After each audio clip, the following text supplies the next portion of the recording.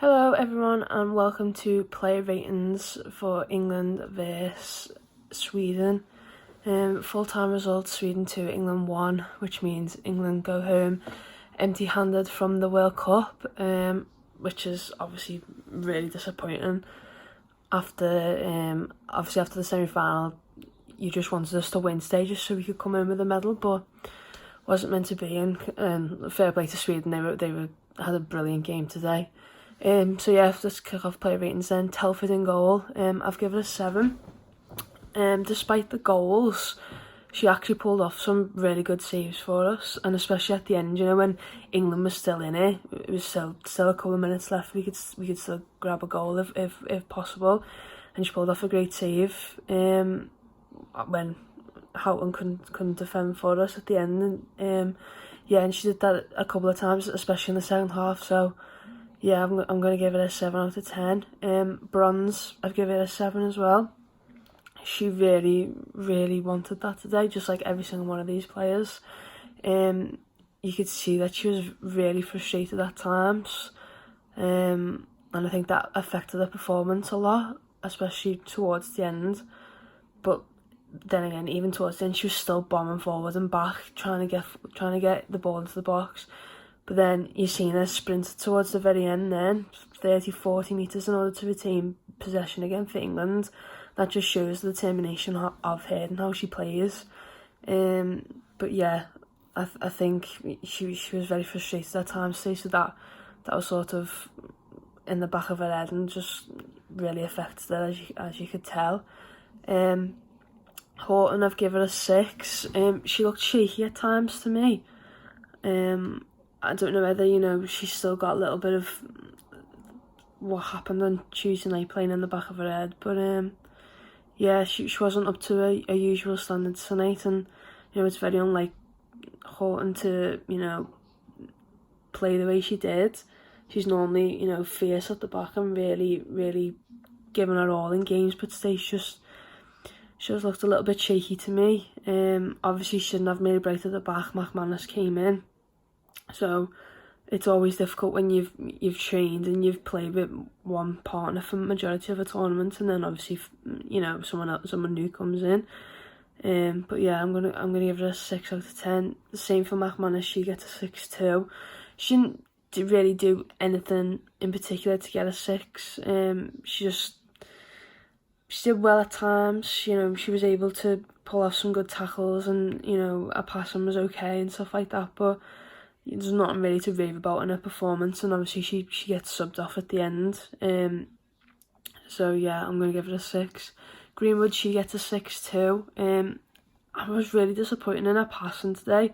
It was one thing that we highlighted in the build-up to this game, that we'd like Greenwood to come in the left back position because of her passing and because of her distribution, and the fact that she can whip those balls into the box and stuff like that. And she didn't get much of an opportunity to do that today, more so in the second half she did. But when she did get the opportunity, it just didn't happen for her, and she was very sloppy with her passes and getting on the end of other people's passes. And yeah, I just don't think, I don't know the reason and why, but yeah, it just didn't really work for her today. Midfield then, Jill Scott, she gets a 6 too. Reoccurring theme here. Much like Houghton and Greenwood, just wasn't up to her usual standards, which is something that's really surprising for Jill Scott. She's normally 100% in every game. I thought her running was good. She was box to box like she normally is, but she had a lot more defending to do today than she has in recent games. So I think that that sort of, she had to stay back a lot more than she normally would have done. So yeah, she gets a 6. Kirby, I've given an 8. I thought she was brilliant today. That's definitely her best performance of the tournament, and that you've seen for a while. She obviously pulls the goal back for us, and it was a brilliant goal. It was a really good finish. And she's just that player who can create that little bit of magic for you, and she did. When you needed it most, and unfortunately, it doesn't really matter now, but she gave us just that little bit of a lifeline, which is something that us as supporters and probably the team needed as well. But yeah, she we've mentioned it before, she gets herself in positions that people don't really point out, but you know, she's always in pockets of space or trying to create pockets of space for someone else. So yeah, she gets an 8 out of 10 for me, and is my player of the match. Jade Moore, she gets a 6 too. She didn't really do much, to be honest. Her passing was off a lot, like a lot of our players. She kept trying to shoot from long range, and she's obviously trying to create an opportunity and hoping one of her shots goes in the top corner, which would have been amazing if it did. But yeah, her shooting was off, her passing was off. She's an experienced player, and that's one of the reasons why she was picked for this World Cup, and she's a great player for when she's playing for her club. She obviously hasn't had much playing time for England in this tournament, but when she's been called upon, she's been fine. But today, you know, again, much like most of our players, nothing to rave about, and yeah, I think she got frustrated as well at the end because, you know, she picked a yellow card up in the final minutes, giving away a free kick just before the halfway line to obviously stop the Sweden counter-attack. But yeah, just the midfield was just off today, apart from Kirby. Just Scott and Moore just didn't really do it for me. So Nikita Patterson, she gets a 6 as well, and it's weird to give her such a low rating. The last couple of games, I think since she missed her last penalty, she hasn't really been on form, and she hasn't really created much or done much for us. If you could pick one person to have on your team and on the pitch, it's her or Lucy Bronze, and they normally work so well down that right hand side, and they did link up a few times today. But yeah, you know, she obviously got subbed off as well, and that just says it all really about her performance. You know, you're chasing the game, you're 2-1 down in a third place playoff, and you're taking Nikita Paris off. So that just says everything about how she performed today. And yeah, it's disappointing really, because you know, you're hoping that she can come up with a little bit of magic, and maybe if she'd have stayed on, you never know, maybe she could have done something, could have fell for her, but it wasn't meant to be today. Ellen White then, she just has the worst luck recently, hasn't she? A disallowed goal in the last game, and then a disallowed goal in this game. I thought it was harsh, but I knew as soon as I seen the replay, I was like, oh, that's getting called offside. As soon as you seen it went to VAR in that replay, I was like, yeah, they're giving not offside, so they're giving handball for that.